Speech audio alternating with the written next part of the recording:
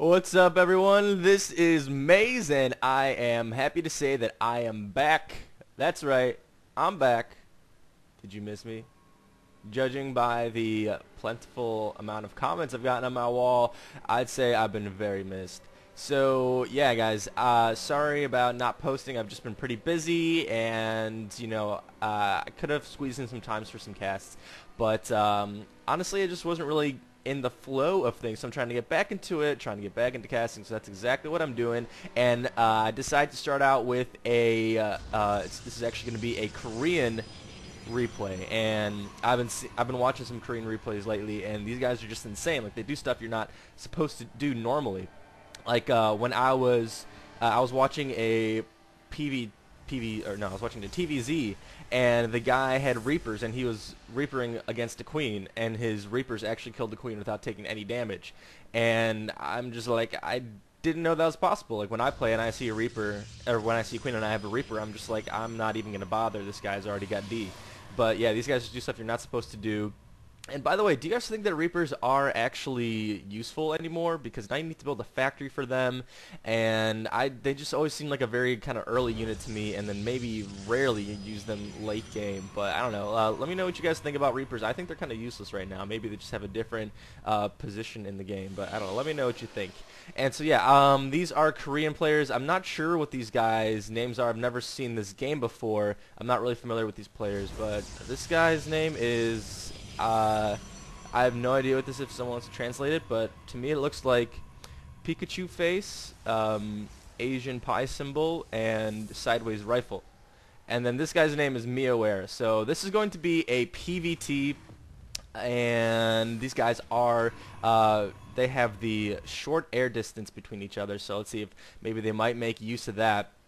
But yeah, this is definitely going to be an amazing game. I sure hope these are two great Korean players. This was featured on a website, and they said this is a must-see game, so I must see it, and I must commentate it. So here's the Marine trying to block off the probe right now, and this probe is not going to get any scouting, so great job here. So I guess this is kind of a nice lesson. If you just want to deny a probe, don't keep your Marine back here and try to kill it. Just actually deny it on the cliff, and so you'll actually deny the scouting. And actually chrono boosting out a Stalker, so a Fast Zealot and Stalker for Miawerra, or for... I'm not sure what this guy's name is, so I am going to call him... I'm going to call him Green. Green Protoss. So his name is Green Protoss, and Green is going for the SCV right here, and he's actually hidden away behind these small gases, and I think Miawerra's SCV is going to go down. So the Zealot is posting up here right now on the Zelnaga watchtower, trying to see if there's any imminent threat coming, and Miawerra is preparing for this for any kind of offensive maneuver right now by building a bunker, and I think that the Green Protoss player might be anticipating this. So actually he is moving across, so he is going to see this bunker. He is going to encounter that. This Marine in here is posted up. So again, a nice placement by the Marine right here. He is going to be able to get a couple of hits. So one thing that I like to think about when I'm playing is that you always want to put your units up on here to try to get a couple of hits, because that's that much more life you're going to take from the other player. So it's always nice to keep units up on this ledge right here, take some life away from the other player, and that's just kind of, it's a numbers game. You're thinking you're that much more ahead in the battle. You've taken away, like 15 points of life, and you still have your full life. So kind of like to think about it like that. So actually 3 Raxing right now and a fast command center.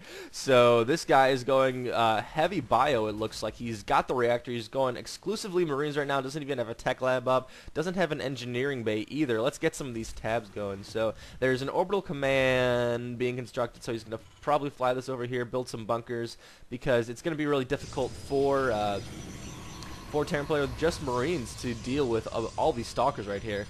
And it looks like this is going to be a robotics facility, so there are 2 gateways, a robotics facility, second gas just coming up right now, so a bit slow on the tech. He's not going to be able to get too much. He's used a lot of gas in this century, a lot of gas in this robotics facility, so but with this Nexus coming up, he is probably going to be able to double gas this right away and start pumping out some tech based off of that. So Both players right now, you know, playing in ways that, at least the Protoss player, he's going for a very fast expansion out here, going 2-gate and then straight into a robotics facility and 3-gate right here. So he is going 3-gate robo. But what's kind of unconventional is that this guy just went straight up Marines, and he's just getting his Marauder right now. Both players going for a fast expansion. So it looks like both these players are favoring a macro game as of right now. We haven't seen a lot of pushing going on, but again, as a Protoss player, it is kind of hard to push against a Terran who is able to get those bunkers up. Sometimes was nice against in a PvT if you are playing as a Protoss player. I play Protoss.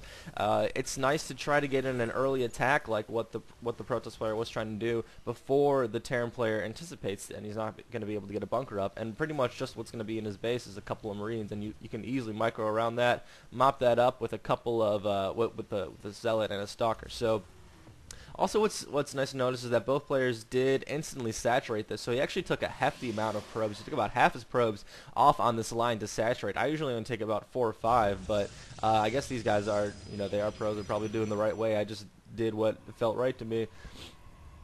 So yeah, I might start doing that now, taking about half my probes off on and instantly saturate this mineral line. So here's the double gas coming on.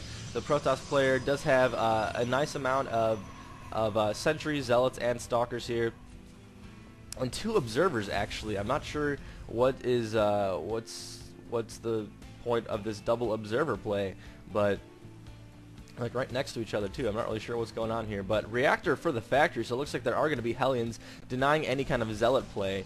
The one thing though, how is Miawerra going to deal with Colossus if that is what he decides? Oh, actually the factory is being lifted off. The starport is going to be reactor right now, so we are going to see medevacs actually. I keep calling them dropships. I play StarCraft 1, and that's pretty much what they are. They're dropships. They drop units down.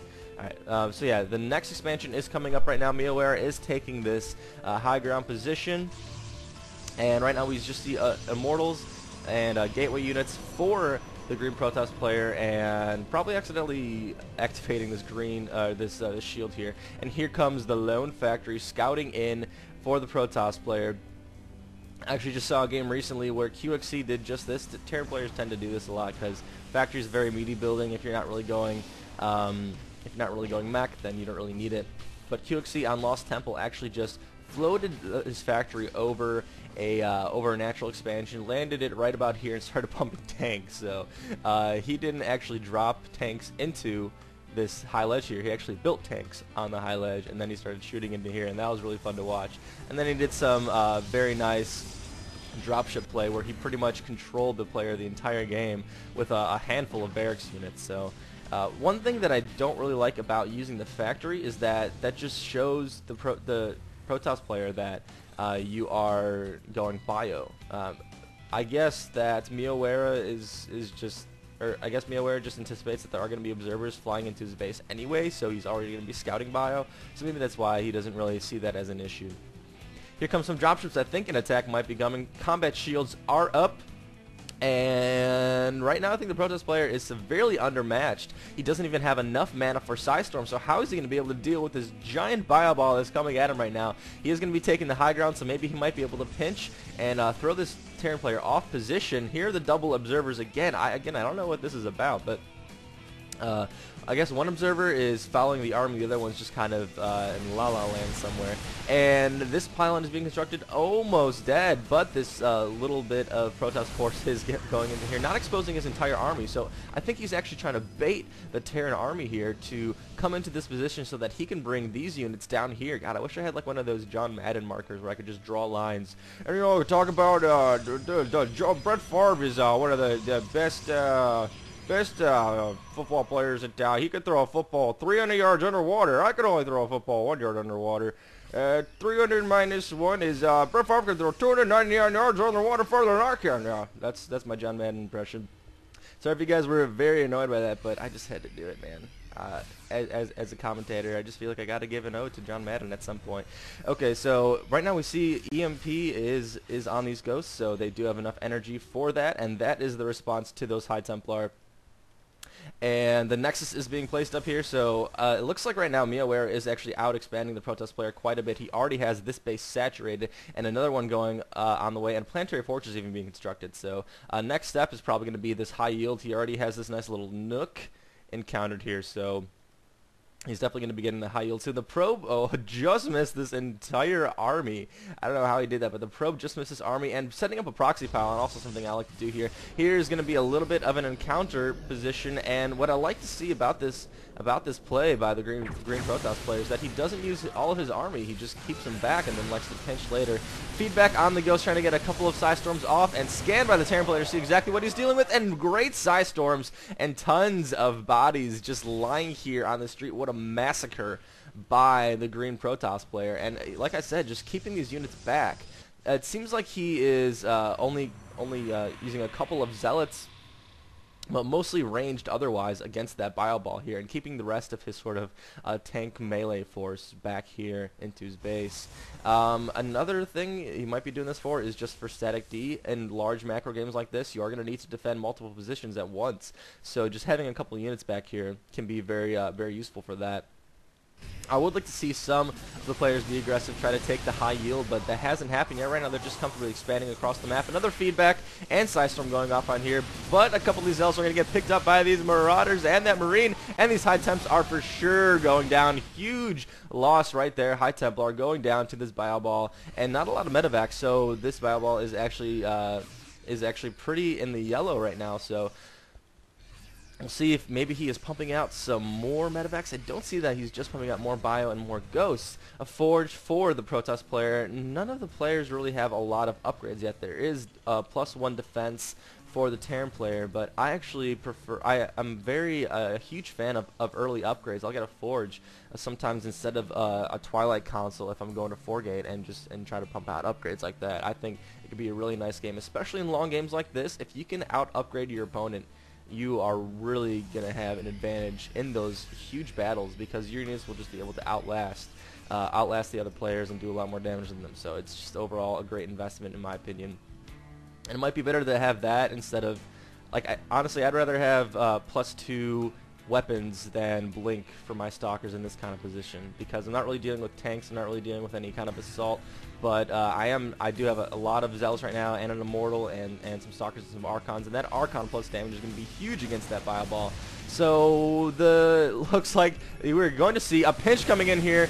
Both sides are going to be flanked. Tons of Psystorm going off. The Archon is beasting damage right now. Another Psystorm going on. This Protest player did a great job pinching this Terran army. Miawerra is trying his best to run away right now. He's got a lot of weak dropships. He has been Psystorm, and that is such a weak Bio Ball, just running away with its tail behind its legs. Huge attack for Archons right now for the green Protoss player, and a proxy coming in to this base right here, and a Psystorm going in. Please Psystorm, please Psystorm. Psystorm goes right off on there, trying to take down the Planetary Fortress. Zealot's not the best unit against the Planetary Fortress right now, but with that Psystorm he might actually have a chance. But we do see that the Terran army is moving across, and great force field play. I'm not sure what happened to that pylon. I think he actually was able to kill that, but absolutely great play right there. Protest player right now in the heartland of the Terran base, moving in, and here come the Archons, and Zealots just mopping up this force, but there are not a lot of High Templar here, so I don't think this was the best choice for the green Protest player, but man, this is just a massive battle, and someone just left the game. That's not one of the players, and this Archon is just like shooting away, doing his dance moves, trying to kill this Bio Ball right here, and one Archon is just like, nah man, I'm going to chill here and just shoot my life force at these medevacs. Oh my god, he went right into the heartland of the Terran base, but no High Templar really hurt him there. I don't think that he should have gone in there without any High Templar. Against a Bio Ball, you really need that. He thought the Archons would suffice, but it goes to show you really, like, Archons are great tanks and do a lot of damage against the Bio Ball, but you really need that Psystorm to try to whittle away. That's your primary damage right there, so without that you're not going to be able to do a lot. And so nice to notice is that Miawerra has actually a large Marauder composition. Excuse me, I burped. That happens sometimes. he has a large Marauder composition, and what's nice to note about that is that Marauders have a lot more life, so they are able to sustain more Psy Storms just in case one happens. And oh, great EMP on that. This little force may have actually done a lot of job with the, well,